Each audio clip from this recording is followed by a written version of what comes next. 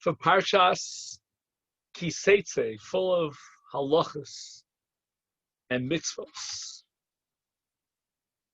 What I'd like to try to focus on, and I'd like to bring many examples to prove this, is that Reb Meir Simcha has a goal in his Meshech, and that is to try to find a source from the Mikra itself for a halacha. And sometimes he's even mechadesh, new halachas that he derives from the psukim. Everything is an evolution of reading the Torah carefully and being very meticulous about the language of the pasuk. So, for example, he opens up Parshas Tetzeh, the very first piece, Perek Chaf Aleph Pasuk Yud, in the parsha of Eishes Yifas Toar, where the Torah is very lenient and allows certain things that normally would be prohibited.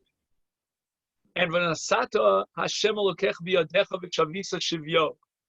In the introduction to this parsha, the Torah says that when you go out to battle and God gives your enemies into your hand, and then you take a captive, etc., and we have the parsha of Yifas Torah. Nireh, says Reb Meir Simcha, that it would appear from the way the Torah introduces and formulates the background to this mitzvah, that utnai behet Yifas Torah, that the entire parsha, with all its leniencies, is dependent upon the fulfillment of the following condition.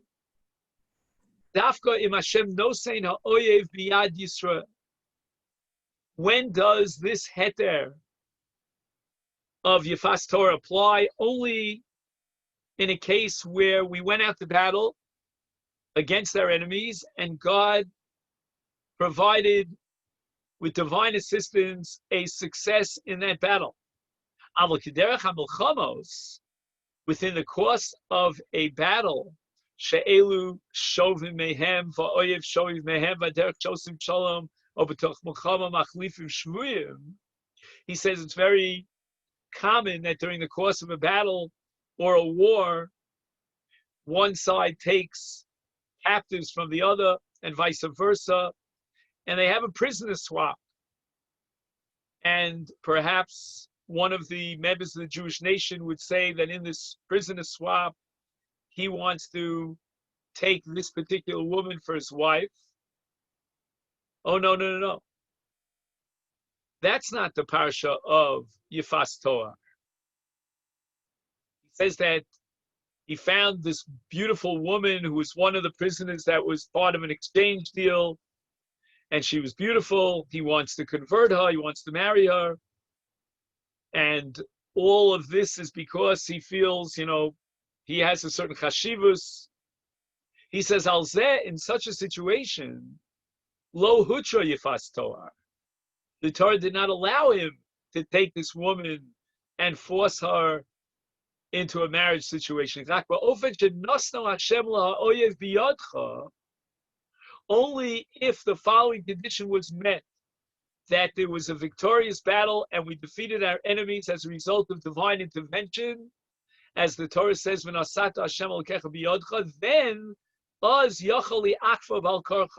then the laws of Eishes Yifas Torah will kick in. So this is the opening piece in Parshas Tetzeh, and in a sense it sets the pattern for what Reb Meir Simcha wants to accomplish throughout this parsha, and we're going to try to give many examples where he derives halachic conclusions, even chidushim that don't appear anywhere in any other source, from reading the Mikra. And we never found in any sefer that the precondition for the heter of Eishes Yifas Torah is that we win the battle. There are many situations in which you could have an Eishes Yifas Torah even if the battle hasn't been won. No, it's got to be v'nasata Hashem Elokecha b'yodech. Let me try to develop this idea throughout Parshas Tetzeh, and our discussion today is primarily halachic, as opposed to other weeks when we discuss more hashkafic issues. If you fast forward within this perek to Chaf Aleph Yud Zayin, and again, it's always good to see it inside. The Torah opens up Parshas Tetzeh in Perek Chaf Aleph, and in Pasuk Yud Zayin, the Torah addresses what's called Bechor L'Nachla. And the Bechor L'Nachla has rights to Pishnayim. But the Torah says, L'oseis lo Pishnayim b'chol asher yimotzei lo. What is the emphasis of the Torah on yimotzei lo? That which is found, so to speak, in the possession of the father before he dies, and when the inheritance is passed on to his firstborn, then a double portion is dedicated for his firstborn. Says Rabbi Simcha that I'd like to prove to you that whenever the Torah uses the word ki yimatzeh, that means with eidim, with witnesses. And for example, if we had time, which we don't have time, we'd go back to Parshas Mishpatim, and there the Torah says, Im b'machteres yimatzeh haganov, and the Gemara darshans that yimatzeh haganov means be eidim. And that's a sugya Bava Kama Samach Dalanum in base.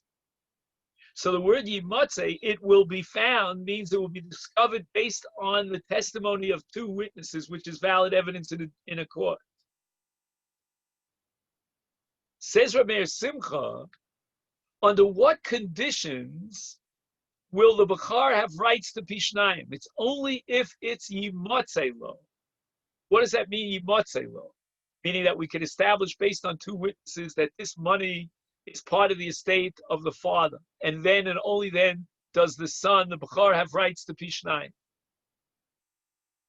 Says Rabbi Simcha, what happens in a case where the father owned certain possessions, perhaps even a piece of real estate, and it was stolen during his lifetime?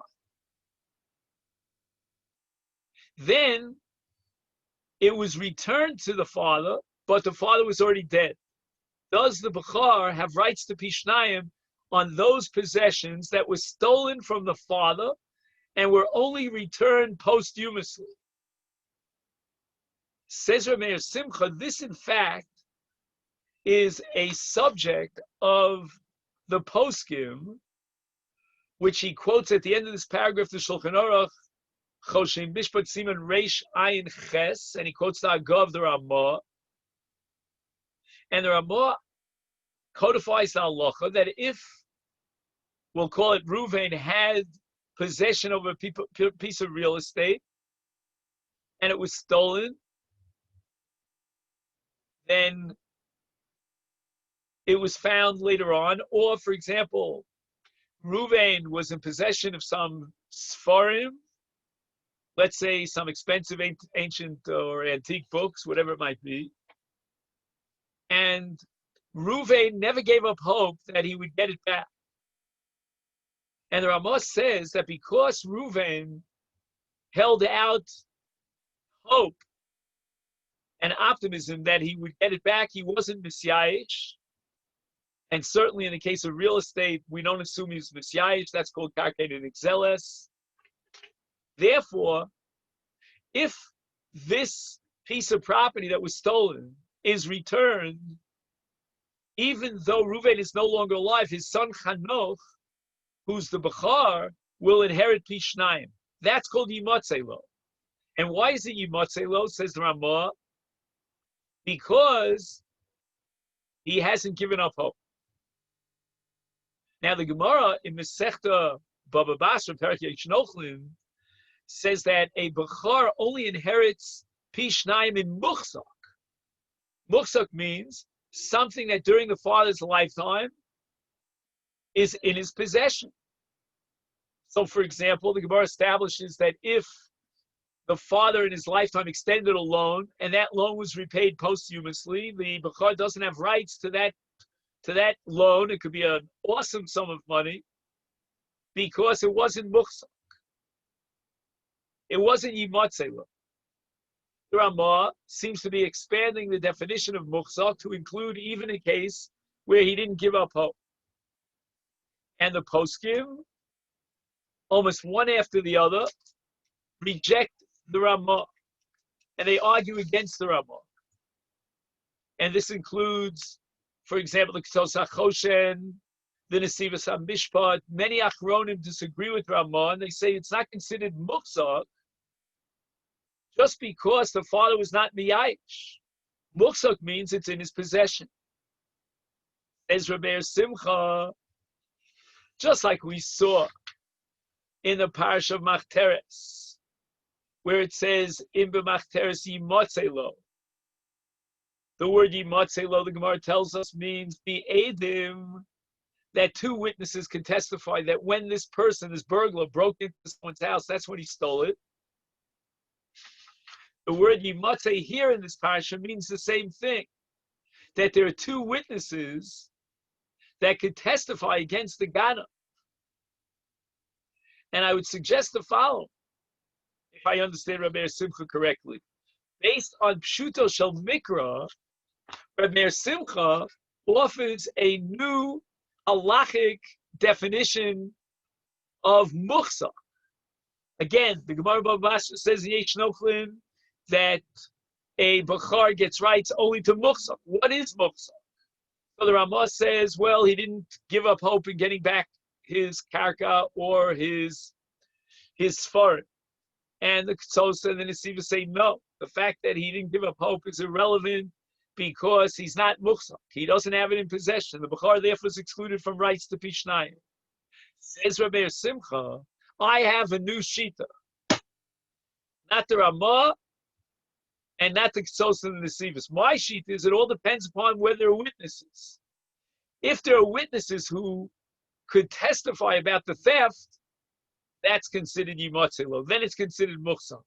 If, on the other hand, somehow, we were able to track down the object and we got lucky and the ganav left it behind and something and so forth, and we were able to get it back into the estate, that's not called muchzak. Muchzak depends upon aid.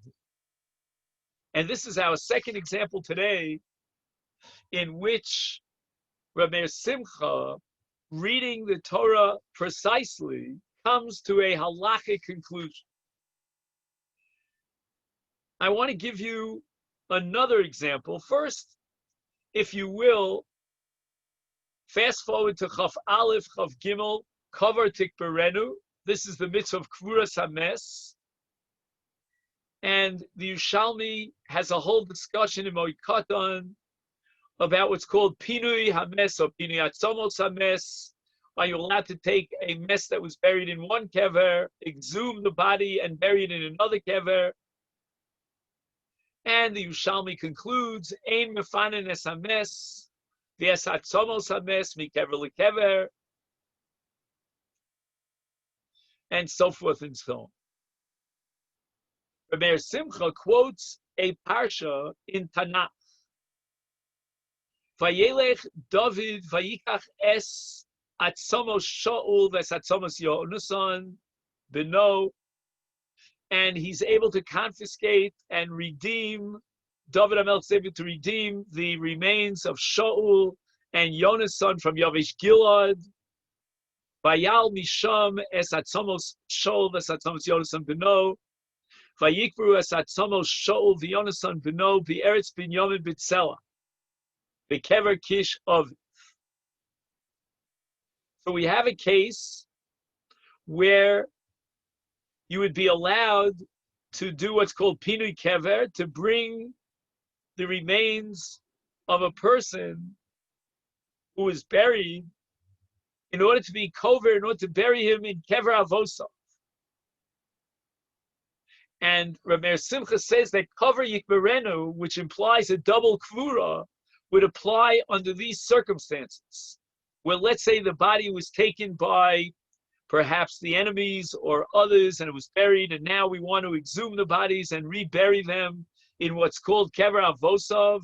So Shaul is going to be reburied in a kever of his father Kish. But Says Rabbi Simcha, the pasuk says, "Vayikru es atzmosehem," and it says, "Vayikru tachas ha'eshel," etc. Then it says, "Vayatsumu shivas yomim," and they fasted 7 days. In other words, we're creating a brand new kever over here. The old kever, the old burial ground, is no longer relevant. Perhaps, as we said before, it was established against the will of the family, against the will of the deceased.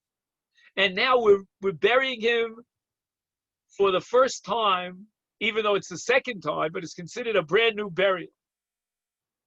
And the Torah, the Tanakh, testifies that they fasted when they buried him. Now, Rabbi Simcha sees a new halacha here about fasting that is codified in the Tanakh itself. And he says the following, Nispashit ha-minhag, latzum, he's referring to the Chevra Kadisha, the custom has become widespread and accepted that the Chevra Kadisha will fast Ascholas Beis HaKvaros Kishenikbar Yechid. When a person, for the first time, is being buried in a certain area, or he himself was buried alone somewhere, now he's being buried in a public area. In this case, the minhag is that we fast. And why is this conclusion of Rabbi Simcha so significant within the context, the constellation of halacha? Because in Hilchas Avelus, the poskim quote this minhag. For example, I have here the footnote from Rav Kupperman. He sends you to the Stei Chemed in Hilchas Avelus. And Ir Achas Sha'alu Sherotzim Liknos Beis HaKvaros Ech Yinhagu Ba'akniya. And the question was asked, how should they go about possessing and acquiring ownership over a cemetery area? And there is a whole complicated slew of dinim, minutia, some of which is not relevant to our discussion. But he writes that the Chevra Kadisha would fast. And he writes, Lo re'isi b'shum sefer, he says there's no basis in any source for this fast. And he quotes a tshuva, the Chagas Aryeh, who writes that Ein lazeh ikar, there's no basis for this fast and at the point of acquiring a cemetery, v'divrei heaven, and it's all vanities. He says that here Rabbi Simcha finds a source in the double kvura, attaching it to the Parshat Shmuel in Tanakh, that before the Chevra Kadisha established this place as a burial ground, then Anshe HaChevra Kadisha Yigzeru Tzom Al Atzma, they should fast and accept upon themselves a fast. V'yomru slichos v'yavakshu rachamim u'bola maves lenetzach. We always connect sadness and grief and mourning and burial with fasting because we need tshuva, and we ask Hashem that although now we're burying the dead in a new cemetery, God should eventually defeat death, and we'll get back to the Madriga Vadav Rishon Kodem Lached. All these prayers have to be codified, have to be solidified in a fast, and Rameir Simcha finds the source in the Torah for this minhag of fasting. If you can, please fast forward to Perek Chav Beis, and this is the Perek of the mitzvah of Hashavas Aveda. And once again, Rabbi Simcha finds in the Psukim a source for a halacha. The Torah says, "Lo sireh shar achicho esev nidachim," and the Torah opens up the parsha of Hashavas Aveda with a shar and a seh.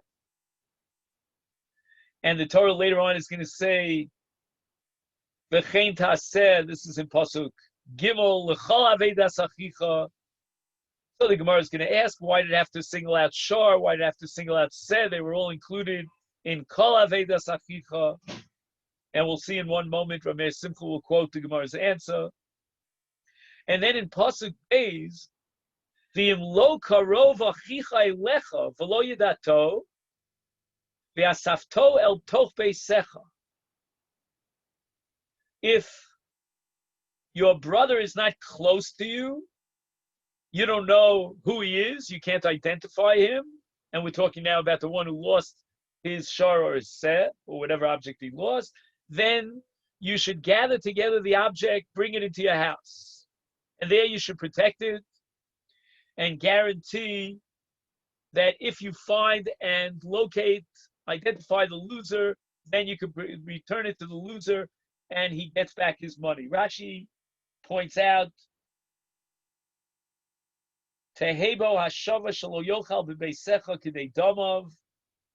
Do whatever you have to do to make sure that the person who lost the object, if you return it to him, he doesn't suffer any loss. So you take it into your house, you protect it, you feed the animal, and we'll see exactly the chiddush of Seh in just a minute. But first, Rameir Simcha has a bombastic chiddush on Imlo Karov Achicha Eilecha. V'lo yedatova safta el tov beisecha. Why does the Torah introduce the mitzvah of asafta el tov beisecha with the words Imlo Karov Achicha Eilecha? What difference does it make whether the person who lost the object, is close to you in close proximity or he's very far from you? Why should the Torah emphasize that he's far away from you? Says Rameir Simcha, and I'm going to embellish it in my own words, because if he's close to you, then you have a mitzvah hashavas aveda which could be fulfilled without v'asafta el tov beitech. There's a much easier and quicker way to achieve your goal and to return the object. How so? Says Rameir Simcha Pirush, HaTorah ma'amedes al sonu shetzorach lahachriz al ha'aveda. There's a mitzvah of hachraza, and that is the essence of Hashavas Aveda, but it's only meaningful if Karav Achicha Eilecha. So Rab Meir Simcha is analyzing this pasuk mitoch lava tashomei hen, meaning since the Torah says that when do you need vasafta al tov beisecha, to take it into your house and protect it long term until you find its owner, that's only in lo Karav Achicha Eilecha, because he's far distant from you. Implying that if he's Karav Eilecha, then you don't need this whole long, tedious, complex process of taking it to your house. Halo yodea me'achraza. Because if he's a neighbor of yours and lives down the block, and he's in the neighborhood, then he will hear the hachraza in the Beis HaKnesses. And the Mishnayos in the second parak of Bab Metzia codify all the laws of Achraza, but nowhere does the Mishnah or the Gemara, for that matter, indicate that there's a source in the Torah that requires Achraza. In fact, if you take a look in the Otzer Mefarshei Talmud, again, I don't have access to it right now because I left it in Katamon, but you'll take a look and you'll see that the assumption of the Achronim, and that seems to be the assumption of the Rishonim as well, is that the whole institution of Achraza was enacted by the Chachamim with all the details that are enumerated in the Mishnayos in Perek Elu Mitzias, but Rameir Simcha says no. Achraza is implicit in the Torah itself. The Parsha is telling you there are two ways of returning Aveda. One is the long, tedious way that requires Vasafta Tov Beisecha, and the other is when it's very easy because you can just do Achraza and the owner will come forward and identify the object and you'll fulfill the mitzvah. Where do we see these two methods, the long-term method and the short-term method of Hashavas Aveda? We see it in these words in Lo Karav Achicha Eilecha, which means that the easy way And the immediate Hashavas Aveda is an impossibility, and therefore you need Vasaftel Tok Beisecha for this long, tedious process. Why is it that the immediate method of returning it is impossible? Because Lo Korov Achicha Elecha. He's not going to hear the Achrosa, as opposed to the man in your block who davens in the same shul of you as you. Then he's going to hear your Achrosa. An amazing chiddush of Rav Meir Simcha that Achrosa is mandated by the Torah as part of the mitzvah of Hashavas Aveda, and it's written in the Parsha itself. Nowhere will you find such a chiddush. The balance of this paragraph is an analysis of why the Torah had to mention seh. Now, a seh, which is a shepsela, has wool. That's called giza. And Chazal tell us in the Gemara B'Metzia that the Torah wanted to specify seh to tell you that there's a halach of giza. What is the halach of giza? We said, if you recall, that in the context of Hashavas Aveda, the Motzi has to guarantee that when he returns this Aveda, the Baal HaAveda will not take a loss. It's worth it for him. He's going to get back his object. But what about a seh? I mean, a seh is an animal. You have to feed the animal. And therefore, the person who lost the seh is going to have to reimburse the finder for all the monies that he laid out. So the answer is Giza. He's going to shear off the wool, sell the wool, and use that money to feed the animal. So that the animal will be in perfectly good shape when it's returned to its rightful owner, but minus its Giza. Says Rav Meir Simcha, Umelamed, one of the Torah is teaching us, She'ein tzarech laseis reishis hagez l'kohen, that when the finder will shear off the wool from the back of the sheep, he doesn't have to give a gift to the Kohen, one of the 24 gifts to Kohen in his Reishis Hagez. And the Gemara Meshech Bava Kama analyzes why this is so. I mean, after all, even the one who lost these said he would have to give to the Kohen Reishis Hagez, that's his due. Why should in this case it be different? And the Torah says, sell a gizosov, just shear it off, sell it on the market. You don't have to give any portion to the Kohen. And Rabbi Simcha says this is because of the halacha of lo aslina basaruba b'dini momenos.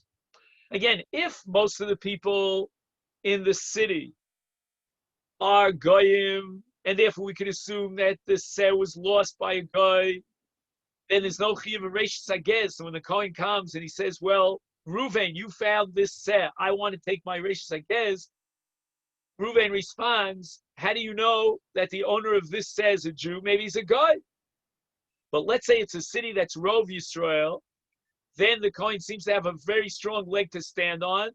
He has rights to say, Aslina Basaruba, and therefore give me that what's coming to me in Reishis Hagez, it was probably lost by Yisrael. The answer is that even though Yisrael is Ruba di Alma, nevertheless, Lo Aslina Basaruba B'dinei Mamanos. Lo Holchu B'Mamon. Achar Arov, Rabbi Simcha quotes the halacha that when it comes to Mamanos, we don't go Basarov. And therefore, the finder has a right to say that maybe one of the minority members of the population of the city, namely a guy, he was the one who lost it.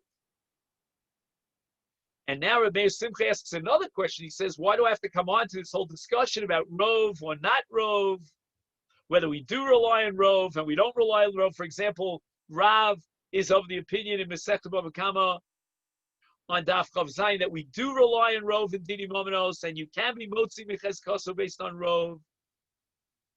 So here we have a city that's Rov Yisrael, but the answer is it's Momen She'ein Lo Tovim, which means that no particular Kohen has rights to Reishis Hagez, and that's called Momen She'ein Lo Tovim.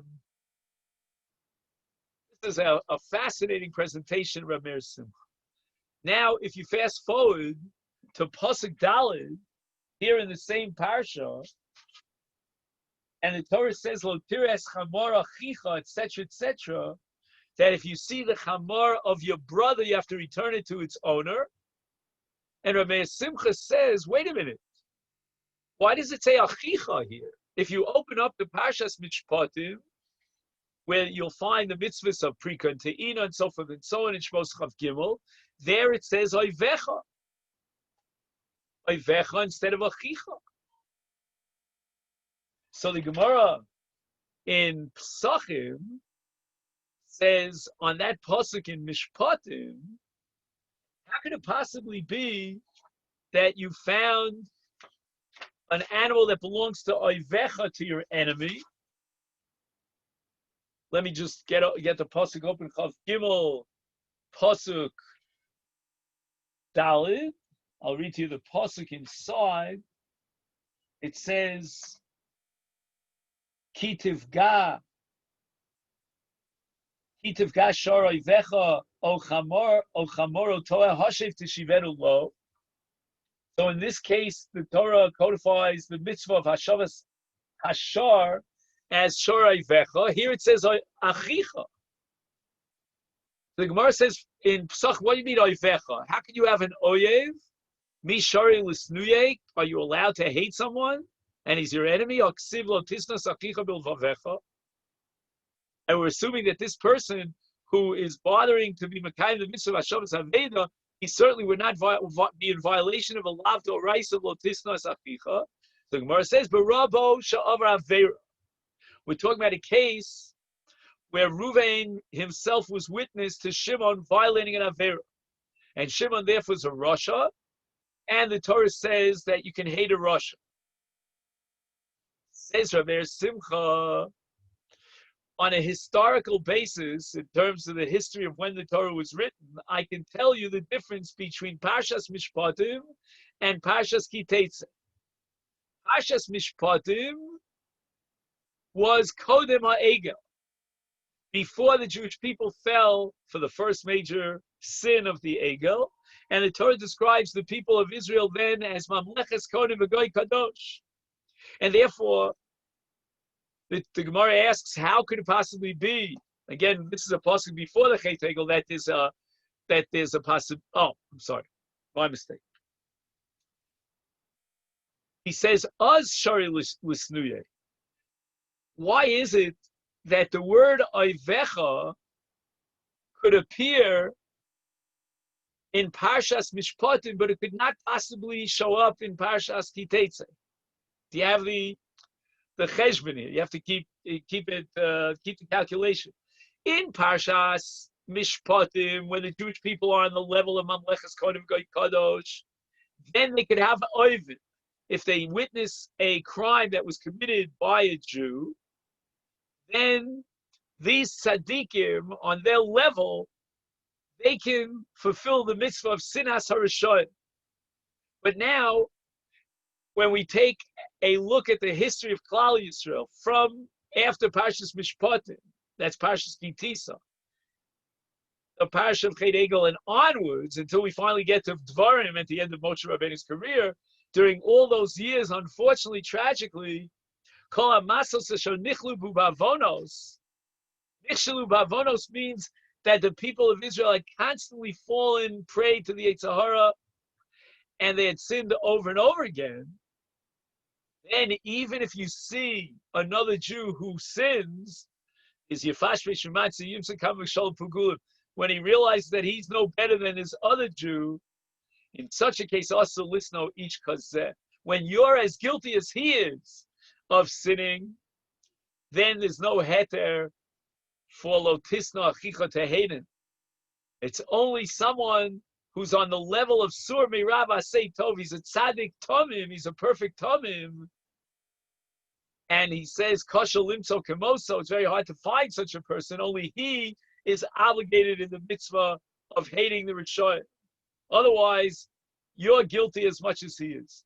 So Rabbi Simcha amazingly has identified a discrepancy in the language of the Torah between the mitzvah Hashavas Haved and Parshas Mishpatim and the mitzvah here in Ki Tetzeh, and explains it based on the different madregos that Klal Yisrael reached at the different times.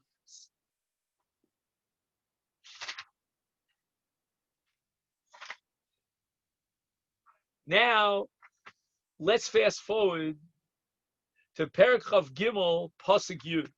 Let me just look at my list to see if I skipped anything. Oh, I skipped one thing. Chav Beis Pasuk Chav Zayin. Chav Beis Chav Zayin.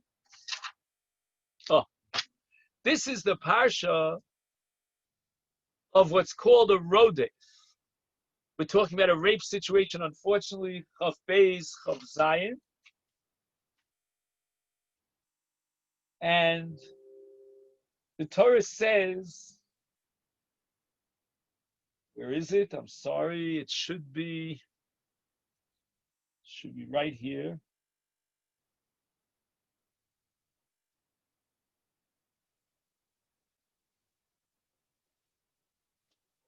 One second, I'm sorry, I apologize. I just,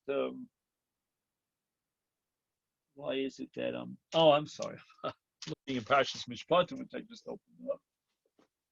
Okay, Chav Beis of Zion. What does it say here?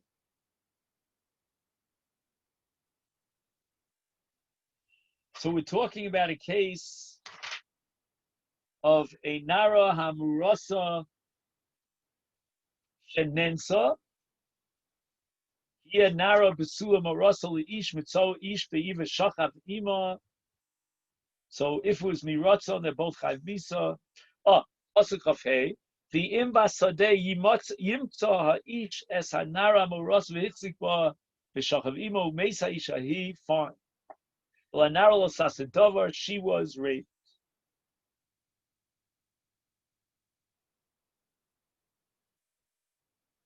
And then the Torah says, Ki Basadeh Mitza'ah Tza'akah Nara Marasa V'Ein Moshiach. And the Gemara in Sanhedrin derives from this pasuk the halacha of rodef, which means the Gemara says that if you see this man who is running after this married woman, Nara Murasa, and he's about to rape her, then you have to do whatever you can, even if necessary to take his life, to prevent him from implementing his desire, his plan. And the Gaon says, the Vilna Gaon, that how did the Gemara know that the V'ein Moshiach law, which implies, says the Gemara, B'chol davar sheyachal Oshia, means that if need be, in order to be Moshiach, in order to save her from her rodev, you're allowed af benafshel shel rodef, you're allowed to kill the rodef if need be. Says Rav Meir Simcha, it's based on a differentiation between two words that are almost synonymous. There's a word called Ezer, and then there's a word called Yeshua. So if you said, if the Torah would have said V'ein Ezra law or Ozer law, it would mean that there's no one there to help her out, to strengthen her position and defend her.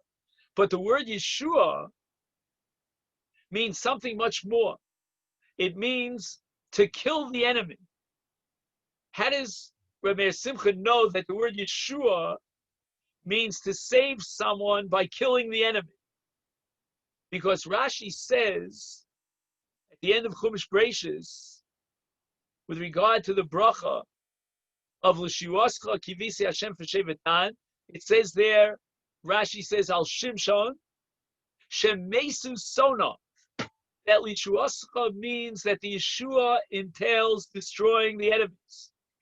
Or, for example, right before the Shira Hayam, it says Vayosha Hashem es Yisrael miyad Mitzrayim, and then immediately afterwards it says Vayar Yisrael es Mitzrayim Nes al Sfas Hayom. So when it says Vayosha Hashem, the word Yeshua means to destroy the enemy. Ubechol makom shenemar Teshua b'Tanach, Only Rabbi Simcha can get away with this. Whenever you see the word shua in Tanakh, it's misas nafshel shel asonin. It means to knock off the enemy and destroy it. And therefore, ilu haya asur latzila b'nafshel shel rodev, if you would not be allowed to kill the rodev in order to save her, and the Torah would have said v'yein ozer lo, because the word ozer means chizuk and nezar, to be mechazek and make him into a nezar. But why does the Torah say v'yein moshia lo? Meaning no one is around to kill the rodev. And whenever you see the word Yeshua, it means to destroy the enemy. And again, another example of a halachic nafkamina that's derived from the use of a certain word in the mikra. And now finally, we're getting to look at Perek Chav Gimel Pasuk Yud. So again, let's see it in context. Perek Chav Gimel. The Torah says, Ki Tetzeh milchama, ki Tetzeh machanel ayvecha, v'nishmartem mikol davar ra. Be careful from something that's called a davar ra. So what is this davar ra that we have to be careful about? And Rashi doesn't really give us much to go on. He just says, Hasatan mekatreg b'shas hasakon. We're out to battle and the lives of our soldiers are in danger. Then the Satan is out there and we have to be very careful. So Chazal tell us that this davar ra is lashon hara, and lashon hara is very, very dangerous. It entails machlokes, and during a shas sakana, lashon hara could tip the scale, and people will die as a result of lashon hara. But Meir Simcha wants to offer a whole new pshat. Lo rachok lomar. Sometimes he says yitachen. Here he says lo rachok lomar. He has a new insight into what it means v'nishmarta mikol davar ra. Lomar shekavanas hapasuk shelo legalos mitztorin shel hamilchama.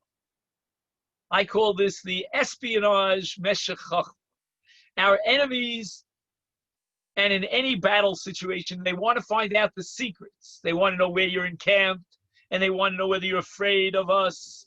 There is so much information that if we could get a hold of that information, we could win the battle. And if our enemies get a hold of that information, we could lose the battle. When I was a kid, I think they used to have a phrase, loose lips sink ships. You remember that? And Rabbi Meir Simcha wants to say, Nishmarta mikol davar ra means do everything in your power to make sure that your enemies do not get a hold of a piece of information which is a davar ra. Shelo lesaper orcham v'rivam l'shum ish. That if your soldiers are out there, maybe they're taking a little break and they're drinking in a bar or something, in a tavern, and they have loose lips, be very careful, because anything that they reveal about the battle or about the military encampment could be very dangerous information. Rabbi Meir Simcha wants to paskin that we should not let any of the soldiers out of the machna. We should quarantine them in the camp. Why? If they go out of the camp, maybe they'll be abducted by the enemies. And the enemies will be able to squeeze out of the mouth of the captured soldier. Tachnusa means they're makom chanaya, where the Jewish people are in camp. And that's going to endanger the lives of the entire community. I'm not sure if he's implying that the enemies will torture this soldier. I don't know what, but somehow they're going to get out of him the information that they need to get.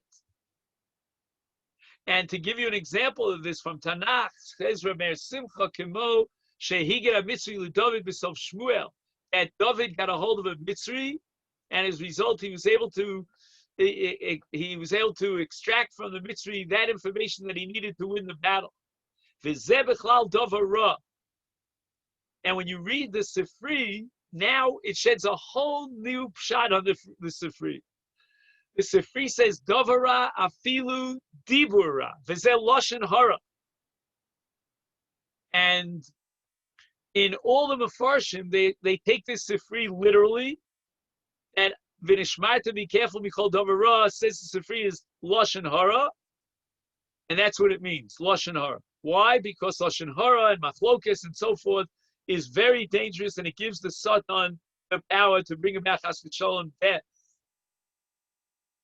So what's included in Vishmarta Mikol Davar Ra? Any loshen hara, and many of the achronim and the poskim use this pasuk as the lav, the source in the Torah that prohibits loshen hara. There's another pasuk that lo selech rachil b'amecha, that's rechilus, and rechilus is one thing, loshen hara is something else, and loshen hara is going to be derived from this pasuk. But according to Reb Meir Simcha, what the Sifri has in mind when it says loshen hara, bad speech, is it means bad speech that might reveal the secrets that have to be kept classified in the context of a battle.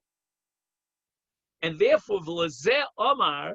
Now we have to turn to the next pasuk, and the pasuk says, "Ki yeh b'cha ish asher lo yeh atar mikrei laila v'yotzel michutz lamachne." So there were different machnos. There's a machne shchina, and then there's a machne levia. And when a person contracts this tumah, let's say he's Valkyria, we have to send him out of the machne. We send him out of the machne levia, but we're not going to send him all the way out of the machne, because if we send him all of out of the machne, and again this pasuk is immediately follows the pasuk of v'nishmarta mikol davar ra, then he might get captured by the enemy, and they may be able to squeeze the information that they need out of him. So therefore, even though he's lotar, don't send him beyond the confines of the machne levia into the machne beyond that. Ein matzidu b'Yushalmi ea as hara loshen hara minayin v'nishmarta mikol davar ra Amar Rebbe lo tani Rabbi Yishmael lo telech rachel ba'amecha. In other words, the Yerushalmi wants to know, why is it that we have one brisa that seems to assume that the source for loshen hara is v'nishmarta mikol davar ra? Then we have a brisa of Rebbe in the name of Rabbi Yishmael that the source for loshen hara, the iser of loshen hara, is lo selech rachel ba'amecha. Says Reb Meir Simcha, inyan diyesh kan shnei lavim. According to Yerushalmi, there are two different lavim prohibiting shnei sugei loshen hara, two fundamentally different categories of evil speech, of destructive speech. Echad al loshen hara b'toch b'nei Yisrael atzma mizel lezeh. One is a lav of lo selech rachel ba'amecha, when one Jew speaks to another in a derogatory way about somebody else, and that's derived from lo selech rachel ba'amecha. Asheni, and then there's another lav of loshen hara chutz lamachne Yisrael. Machne Yisrael means the machne of the encampment of the soldiers, and that's the pshat in our pasuk that says ki tetzeh machanel oivecha, when we set up our camp in the military campaign against our enemies. V'nishmarta mikol davar ra shel galos mastorin. We have to avoid loose lips. We have to make sure that our lips are completely sealed, and that the enemy will not get privy and access to any information that he needs that could bring about the destruction of our military campaign. And now Reb Meir Simcha says that on Yom HaKippurim, al zebo shtei kaparos. There are two separate mechaprim on Yom HaKippurim. One is the Ketores, and the Ketores, the Gemara tells us in Meshech Yoma, was a kapar for loshen hara, and then he says that's the loshen hara b'toch hamachne. But in addition to that, he says there's another machaper on Yom HaKippurim, which is al shnei abadim, and that means that when the Kohen Gadol came lifnai v'lifnim, he did certain hazos bein abadim, and that is a kapar for a different category of loshen hara, the category of loshen hara of Machne Yisrael, which is a reference to the violation of passing on, so to speak, to our enemies classified and secretive information that could cause the destruction of Chas v'Shalom and undermine the Jewish military campaign. Okay, I've been presenting here, I think, 6 or 7 different pieces of Rameir Simcha, but the thread that really connects all of them is that Rameir Simcha finds in the Torah sources for halachic conclusions, and he's not afraid, he doesn't hesitate, he's not at all inhibited. You know, this past week was the yahrzeit of Rameir Simcha, and I think Rameir Simcha died on the 4th of El 94 years ago, if I'm not mistaken. And there is a yeshiva here in Yerushalayim for Bali Tshuva that's named Ar Sameach, which is named after Rameir Simcha. And his other great work, besides the Meshech, his Ar Sameach on the Rambam. And the Rosh Yeshiva Shlita Rav Nata Shila once explained why they named the yeshiva Ar Sameach after Rameir Simcha. And he quoted apparently Rav Shlomo Freifeld, who had privy to someone who actually heard the original hesped of the Rogatchover when Rameir Simcha died. I mean, again, you're going back almost a century. And Rav Freifeld said that during the course of the hesped, the Rogatchover said, he compared Rameir Simcha to adrenaline. You know, he says that a normal person, let's say, could lift maybe 50 kilograms, maybe if he's very powerful, 70 kilograms. But if he finds himself under at fire or under a beam, that's the weight, he can pick up 200 kilograms. He says Rameir Simcha, that's what the Rogatchover said, he lived every moment of his life as if he was carrying a burden of 200 kilograms. The adrenaline was always working. Every moment of his life, the house was on fire. He utilized all of his koiches 24/7. His brilliance, his genius, his sensitivity to other Jews. Every moment was with intensity.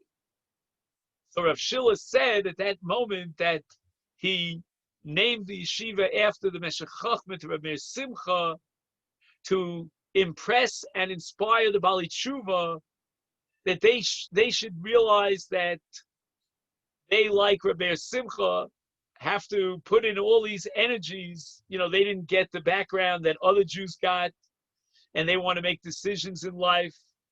And in order for them to make these decisions, reasonable decisions, they have to study the Torah, and they shouldn't be influenced by external philosophies that are not grounded in the Masoras HaTorah and Halacha. And Rameir Simcha is the person who really, in a paradigmic way, is the personification of someone who should guide all Jewish souls in the search for truth, because of that energy, that sense that life is too short and we have to double our efforts, and we have to be, as we said before, motivated like adrenaline, that we should take advantage of every single moment of our life.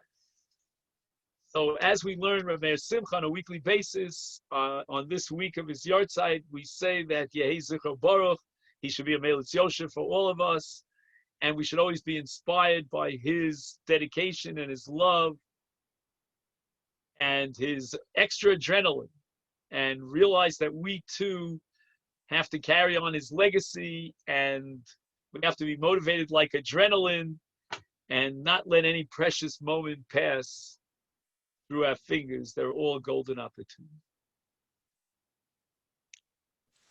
If there's any question or comment, if not, I'll take this opportunity to wish everyone a great Shabbos, Parshas Tetzeh, and in all our battles against our oivim, we should always be zocher to siyata d'shmaya. Now we're fighting a battle against Corona, and nobody knows exactly where the light is at the end of this long tunnel, but amidst Hashem, B'shavisa Shivyo, we'll be able to conquer our enemies and be free of all those terrible